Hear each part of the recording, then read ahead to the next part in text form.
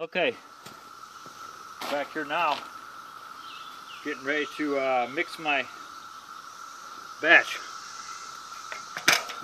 except I didn't plan ahead. Get this water out of the way. Whatever's left, we'll just toss it up in there. Oh, wait, I need a little bit of water. So, start with a tiny bit of water. 1/8 of a pail. Right there. Then I go in here. This is the fun part. I'm gonna go in and get me some mud. About like that. Put that down in there. Pick up some of the premium stuff. Good stuff. So I got a good, I don't know, about 1/8 of water, a quarter, eighth of water and a quarter of mud. So I'm going to take sawdust shavings, pull from my planer, excuse me, and mix sawdust shavings in there. Now is the messy fun part. You want to mix this stuff, see if I can do this here while I'm on camera. You want to like mix your hand around. I'm doing it by hand. I could probably do this with a paddle and a cordless. To me, the whole purpose is to do stuff using as much natural materials with the minimal amount of technology possible, produce desirable results. You could call it the poor man's way. I call it more of a traditional way. But if you can see this in this camera now, see that? Kind of it's getting like a consistency of, it's like a shaving mix. A little too much water in here, so what I'll do is go back here, this clay, get some of this premium, put that in there. Put that little bit more clay in there, mix it around. Use my fist, try and break up some of those chunks a little bit.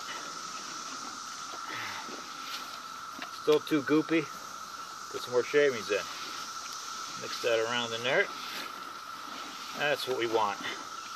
You want about the consistency of tile grout. Just under. So basically, you should be able to make a form with it, and it'll stay to a certain extent. Excuse me.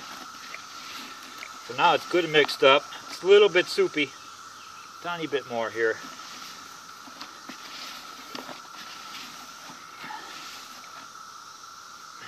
Now we have 1/2 gallon, 5-gallon bucket of this. What we do with that is, ooh, I found a, what is this? Ooh, a monster freaking acorn. So what we do with this is now we get chips. These are scrap chips from different projects that I've done. See any projects in there? Some of you might. This is the biggest size you want. This is like a 2.5 by 2.5 by 1.5 piece. You don't want any bigger than that. In fact, it should be a tiny bit smaller, but I have some really big voids and these are perfect. So you put these chunks down in there. All stuff. You got plywood. I got mahogany. Got pine. I got fir. Even have some cedar. Then I go to the bottom and I pull it to the bottom. I dig down to the bottom and I pull back to the top. And I'm letting the mixing action of my hand pulling this up and turning it over. What we're doing is we're coating all of those chunks.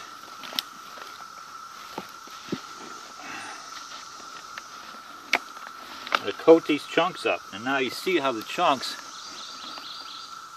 are coated with clay and sawdust, and that is our clay, wood and sawdust slip. And this is what I'm going to use for the insulation of the wall. And these chunks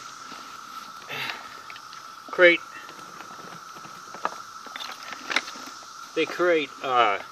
small voids, just like fiberglass insulation isn't solid. Therefore, it traps the air. This is going to trap the air of the heat from the wood burner in the winter going through the wood. It's going to create that little area. All those different chunks is what the inside of that wall will look like. See that inside there? So this goes in the wall just like that. Stay with me. I'm going to turn the camera off and show you how it goes in.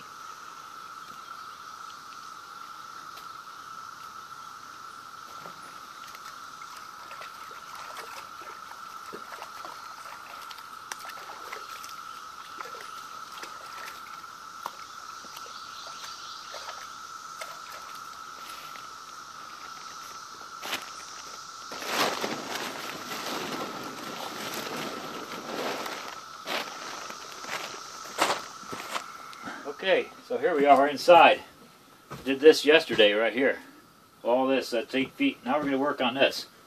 So we take our stuff right here. Just kind of toss it down in there. Simple.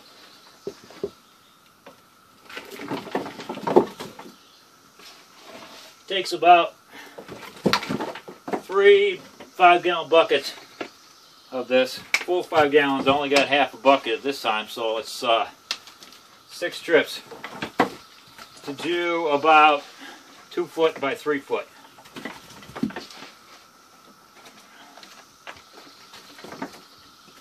And you just kind of put it up in here and push it, let it go down in there. No big deal. Each piece kind of gets going.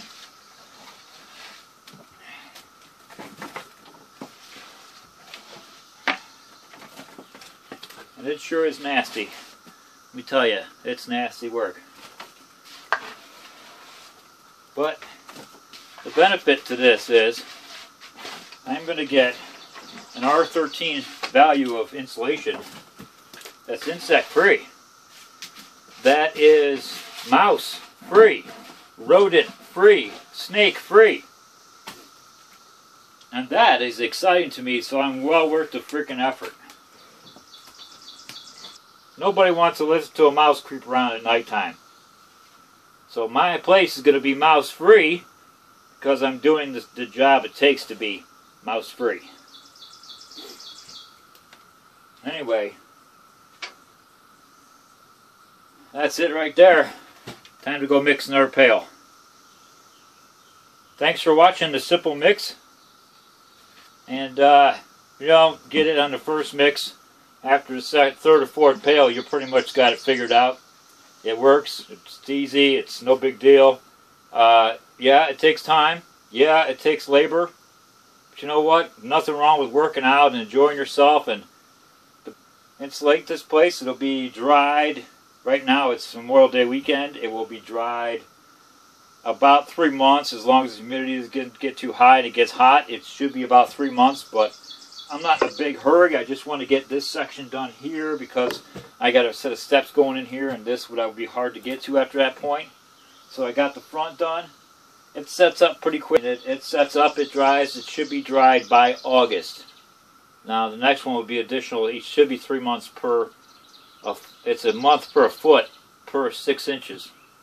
So that gives me three months, give or take. Now, the big thing with this stuff is it has to remain dry. But that's okay. I have double layer lumber tarp on the outside, and then I have FRP panels layered over the top in a railroad design outside of that, and that's sealed. So I have a good strong layer outside, and the inside will eventually be wood in the inside. So that's going to be nice. The front area, we'll show you how it's going to work out. Getting really dirty here. You're not really seeing me. But anyway, thanks for watching, and this is Pete from Intricate Nature, and this is having some fun building a tiny cabin out of pallets off the grid. I use a cordless drill and a sawzall as my biggest tools, and do use a handsaw quite a bit, and I use my hammer quite a bit, and I'm obviously using my hands. I'm using soil, I'm using trees, I'm using the weeds, I use the grass, I'm using recycled pallets. The floors are made out of 5/4 by 6 recycled pallets. The walls are pallets. Everything was shipping pallets. Even this stuff came from a client was inside of an apartment building and we demoed it out. She said I could have the sheets, and here they are. We're using them as a concrete form. These, they were between the shipping crates. They have the grooves in the back of them. Between the shipping crates, bunks of wood that come in at different, you know, lumber retailers. This is a shipping crate for, I believe, Aztec lumber. The one on top was a shipping crate for, I think, Hardy siding. So all these different companies are shipping this stuff out. I'm getting a hold of it and I'm putting it back to use. Nothing's going to waste. I went to a yard sale, got a 5-gallon bucket of nails for $5. I took some windows out of a house. I got a window in here. And I even utilized a tree. See if I can get this thing twisted. You see I got a tree there. And I made that tree a part of this outdoor experiment. And I'm very happy with it. Stay with me. A lot to show you. A lot coming up in upcoming videos. I have tricking out the inside of here. I'm gonna do tons of different ideas. I have some everything's gonna kind of flow. I have I'm trying to bring the outdoors inside and inside outdoors, and I want to work together. And I've even started work on a pond and a water system, working to both them together. So stay with me. Lots of exciting things coming up. It's Pete from Intricate Nature, and see you soon.